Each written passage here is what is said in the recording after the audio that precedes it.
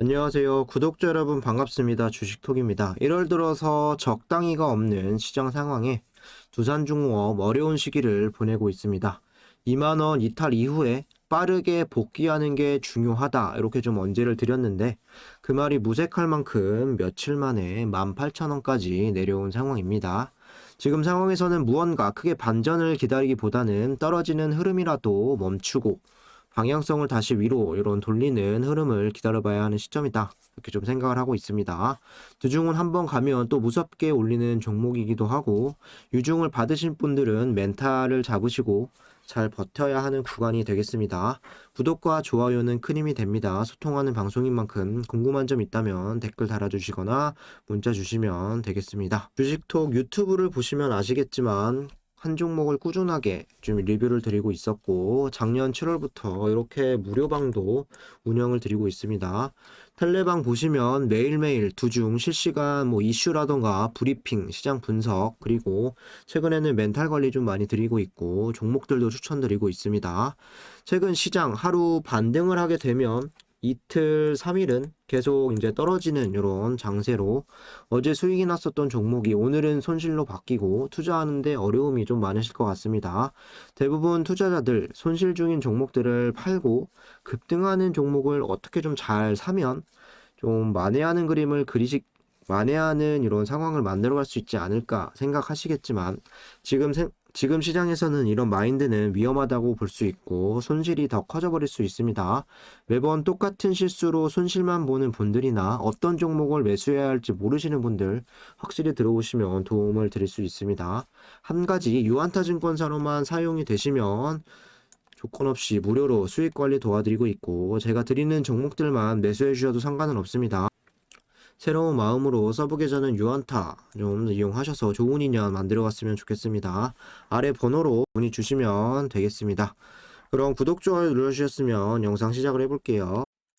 시장 리뷰 간단히 드릴게요. 1월 들어와서 시장 지수를 포함해서 수급도 많이 무너지고 있는데 사실 개별 종목들이 어쩔 도리는 없었다. 이렇게 보시는 게 맞을 것 같습니다.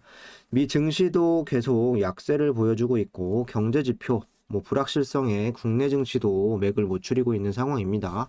오늘 코스피 같은 경우는 1.5% 이렇게 급락을 하면서 작년에 연 저점을 또 깨는 모습이고 코스닥도 3% 가까이 폭락을 했습니다. 나름 수급, 금융투자에서 이렇게 좀 들어와 주면서 기관은 이렇게 선방을 했지만 외인 같은 경우는 선물이든 현물이든 가리지 않고 큰 폭으로 좀 투매가 진행이 되었습니다. 문제는 계속해서 저점을 이탈을 하면서 현재 구간 아직까지 지수가 바닥이 잡혔다라고 보기에도 어려운 부분도 있고 아마 설 끝나고 좀 2월은 돼야 진정이 되지 않을까 좀 조심스럽게 예상을 하고 있습니다.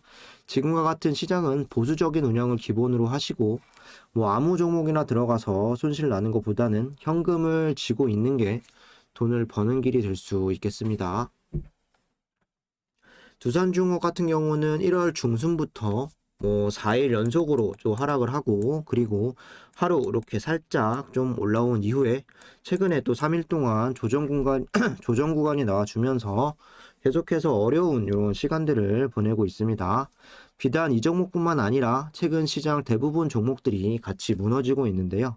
기어이 두산중공업은 2만 원을 이탈을 하더니 일주일 만에 또 2,000원 더 내려온 18,000원 부근까지 또 지지가 될지 내일부터 걱정을 해야 할 판입니다.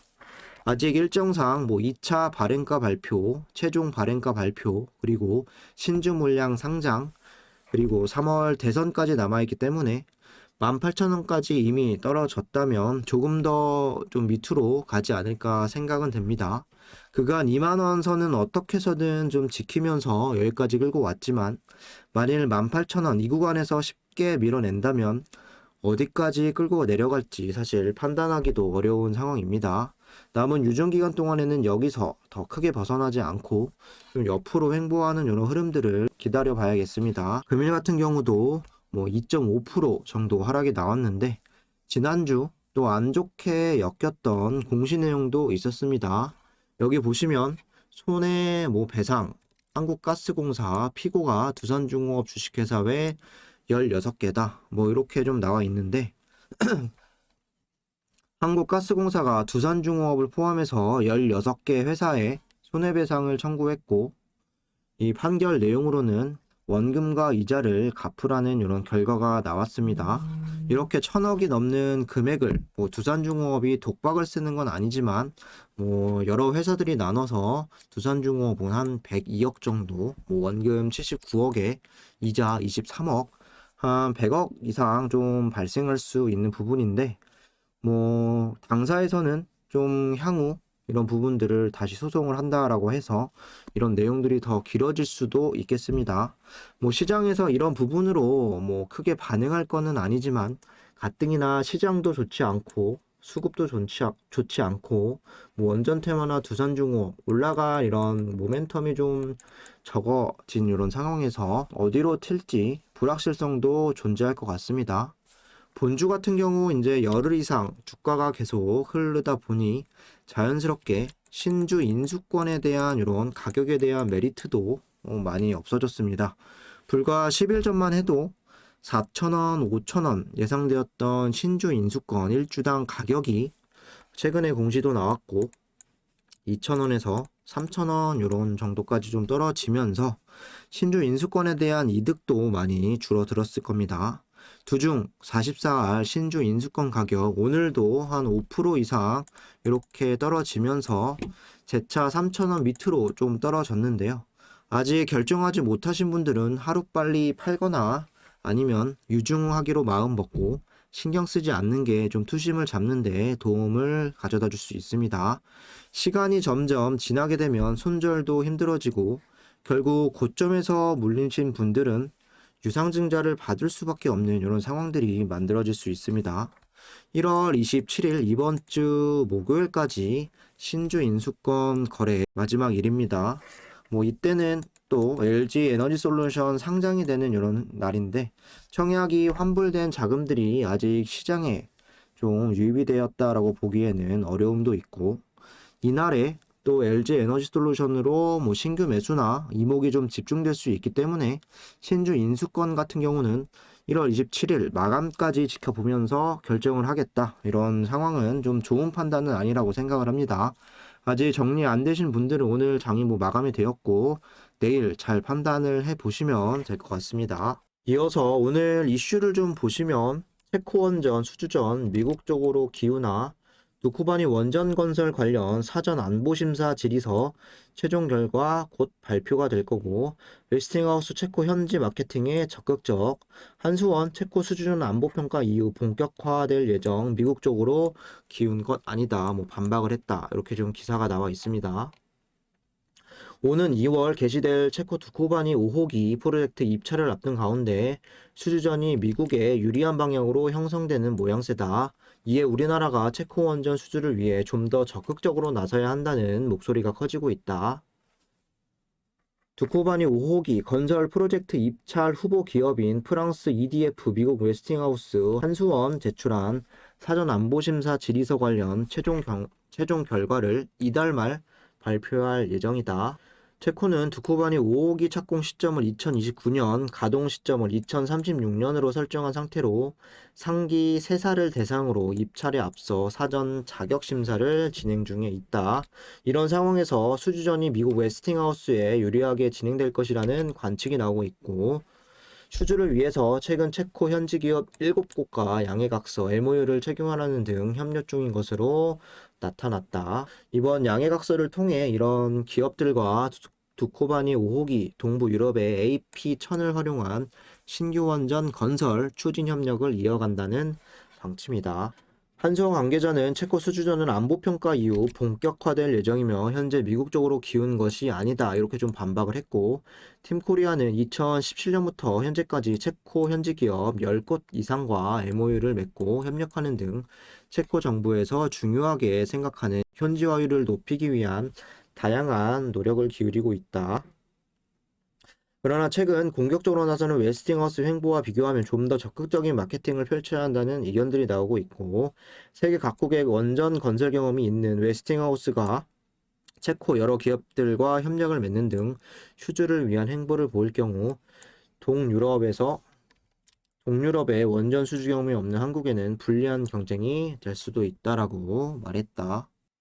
우리가 익히 잘 알고 있었던 이집트 원전에 대한 부분은 4월달 거의 기정사실화가 되어 있다라고 보시면 될 것 같은데, 앞으로 두중이 추진하고 있는 또 국가는 인도도 있고 사우디, 체코, 그리고 폴란드 정도로 좀 보실 수가 있겠습니다. 이 4개 국가들로부터 예상되는 대형 원전의 수주 가능 금액은 약 8조 원 가량으로 좀 알려져 있죠. 인도 같은 경우는 이미 웨스팅하우스가 주 계약사로 선정이 되어 있는 상황이고, 사우디, 최근에 문 대통령이 방문을 했지만 아직 원전에 대한 부분은 좀 이끌어내지는 못했죠. 여기에 또한 경쟁사가 한미프 3파전이 아니라 중국과 러시아도 사우디에는 참여할 수 있기 때문에 경쟁률이 더 세다라는 부분. 그렇기 때문에 체코와 폴란드 정도 좀 노려봐야 할 것 같은데, 아직은 확정이 된 것은 아니죠. 기사를 토대로 봤을 때 체코, 미국 쪽에서 좀 발빠르게 움직임을 보여주고 있다라고 보여집니다. 물론 두산중공 같은 경우는 웨스팅하우스와 또 밀접한 관계로 한국이 수주를 못 따고 미국에서 수주를 딴다 하더라도 서브벤더로 들어가서 주기기들을 좀 납품할 수는 있지만 우리가 실질적으로 수주를 따내는 것과 차이가 크게 나타날 수 있죠. 나머지 한 곳, 폴란드 같은 경우도 원전 6기 발주가 예상이 되는데 이미 웨스팅하우스와 일부 좀 수주를 하고 기본 설계를 하는 중이다라고 좀 최근에 또 밝혔죠. 좋은 관계가 계속 된다라고 하면 우리보다는 미국에서 할 확률이 크다고 볼 수 있고, 두중은 좀 주기기 납품이나 이런 서브로 좀 들어가서 좀 이득을 챙기는 그런 부분으로 갈 수도 있겠습니다. 사실 애초에 모든 수주를 따낼 거라는 기대감 자체는 좀 적었지만, 대부분 미국이 이런 선점을 하려는 이런 상황에서 한 곳이라도 한국이 수주하는 그림을 그려야 두중도 더 많은 이득과 이런 실적적인 부분을 챙겨가지 않을까 아쉬운 부분도 존재합니다. 조금 더 좀 한수원의 말대로 조금 더 적극적인 행보가 필요하고, 아직은 체코라던가 여러 부분들 아직 선정되지는 않았습니다. 이달 말까지 좀 기다려 볼 필요는 있을 것 같습니다. 이어서 좀 보시면 두산중공업 1,600억 원 규모 독일 패자원 에너지와 플랜트를 수주를 했다. 두산중공업이 독일에서 패자원 에너지 플랜트를 수주하며 유럽 WT 시장에서 입지를 강화하고 있다. 자회사인 두산엔체스는 발주처를 통해서 1,600억 원의 규모의 이런 플랜트 착수를 또 접수했다고 밝혔다. 이를 통해 두산 렌체스는 플랜트 설계, 기자재 공급 및 설치, 시운전 등을 EPC 방식으로 수행을 하고 독일 중서부 비스바덴에 2024년 준공 예정인 이 플랜트는 하루 600톤의 도시 생활 폐기물을 처리해 22메가와트 규모의 전력을 생산하고 40메가와트 규모의 지역 난방을 공급을 하게 된다. 두산 렌체스는 2020년 8월 1260억 원의 또 폴란드 올슈틴 플랜트, 10월 달에는 1200억 원 규모 독일 또 플랜트, 2021년 5월에는 또 670억 폴란드 이쪽을 수주를 하면서 유럽 WET 시장에서 수주를 이어가고 있다라는 소식입니다. 그나마 앞에서 봤던 이런 내용들보다는 좀 괜찮은 소식입니다. 유럽 자회사들이 크지는 않지만 계속해서 이렇게 수주를 따내고 있고, 두산 렌체스뿐만 아니라 한 3, 4개 정도 더 두산중공업의 자회사들이 있죠. 유럽에서 활동하는 회사도 있고 호주와 미국에서 활동하는 회사들도 간간히 뉴스 보셨을 겁니다. 어쨌든 수주의 규모는 크지는 않지만 계속 나와주고 있고 두중을 더 알릴 수 있는 이런 계기가 될 수 있겠습니다. 올해 들어와서 사우디 주단조 플랜트 수주도 있었고 이집트 해수 담수화 시장 진출, 그리고 해외 자회사들이 이런 수주들을 꾸준히 보여주고 SMR 수주도 예약이 되어 있습니다. 본연의 원전 수주만 좀 잘 따낼 수만 있다면 이런 기대감 계속 살려나갈 수 있다고 생각을 합니다. 이어서 수급을 좀 체크해 보도록 할게요. 시장의 수급과는 별개로 오늘 외인들이 50만 주 이렇게 순매수가 되었고, 기관들도 57만 주까지 순매수가 되면서 이렇게 프로그램 같은 경우도 83만 주까지 매수세를 늘렸습니다. 뭐 수급만 보면 주가는 이렇게 끝나면 안 되는 것이었죠. 2주 만에 외인과 기관이 또 동반 매수세를 보여주었고, 연기금도 오늘 32만 주가량 들어와 주면서 전반적으로 수급 형태는 나쁘지 않았습니다. 하지만 주가는 이렇게 오히려 마이너스 2.5% 이렇게 좀 마감이 되었는데, 이 부분을 어떻게 좀 해석을 할 수 있을까요? 외인과 기관, 프로그램까지 순매수는 들어왔지만 주가를 부양시키고 올리기 위한 이런 강한 매수세, 주포들의 매수세는 적었다. 그리고 저점에서 18,000원을 지키기 위한 이런 매수세가 들어왔다. 뭐 이런 식으로도 생각을 해볼 수가 있겠습니다. 앞으로 외인, 기관, 그리고 프로그램 연기금까지 오늘처럼 꾸준히 받쳐주는 흐름에서 주가는 반대로 좀 상승하는 흐름이 나와준다라고 하면 그때가 다시 상방으로의 흐름이 좀 시작이 되지 않을까 생각을 하고 있고, 개인들은 꾸준히 최근에 좀 들어왔는데 이런 물량들을 뭐 좀 많이 넘기고 나와야겠죠. 공매도를 좀 보시면 비율이 상당히 오늘 줄었습니다. 최고 35%까지 이렇게 올라간 이후에 뭐 오늘로만 치면 7배가 줄어서 5%대 이렇게 좀 기록을 했는데, 수량 같은 경우도 20만 주 가량 좀 이렇게 많이 줄었고, 주로 공매를 치는 프로그램을 동반하고 있는 외인들 이 오늘 이렇게 좀 순매수가 되었고, 기관들도 좀 많이 들어와 주면서 18,000원대를 좀 사수한 이런 모양새로 볼 수가 있죠. 일시적인 이런 공매도에 대한 감소일지, 아니면 여기 18,000원에서는 다시 좀 밑으로 빠지는 거는 좀 신중하게 생각을 할지, 이런 움직임이 연속적으로 좀 중요할 수 있겠습니다. 일단 21일 대차 잔고 수량은 7,500만 주, 그리고 잔고 금액은 1조 4천억으로 최고치를 좀 기록을 하고 있는 상황인데, 계속 예의주시해야겠습니다. 마지막으로 차트 간단히 살펴보도록 할게요. 유상증자 발표 이후로 이렇게 주가는 개파락을 했죠.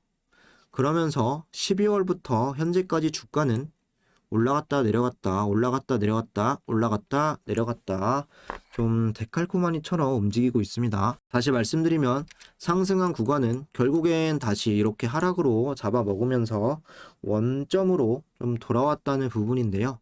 앞으로의 주가 흐름이 상당히 좀 중요할 수 있겠죠.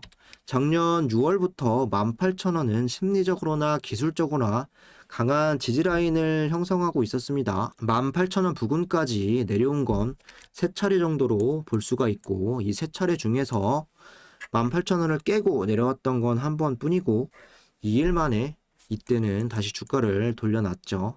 올해 들어서 오늘 처음으로 18,000원의 이탈이 좀 있었는데 종가는 키면서 끝냈습니다.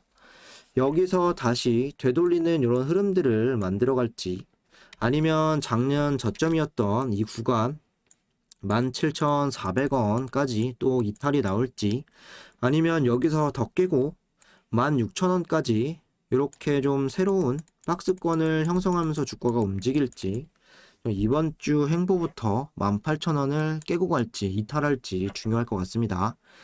일단은 뭐 완벽하게 지지가 된 건 아니라고 보여지기 때문에 역시나 추매라던가 물량을 늘리는 건 조금 더 지켜보면서 좀 말씀을 드리도록 하겠습니다. 이상으로 영상 마무리하도록 하겠습니다. 구독과 좋아요 한 번씩 부탁드리고, 주중 실시간으로 대응받고 싶으신 분들이나 상당히 어려운 시장 같이 이겨내고 싶으신 분들은 유한타증권사만 사용하면 모든 게 무료입니다. 관심 있으신 분들은 댓글에 나와 있는 번호로 문의 주시면 되겠습니다. 감사합니다.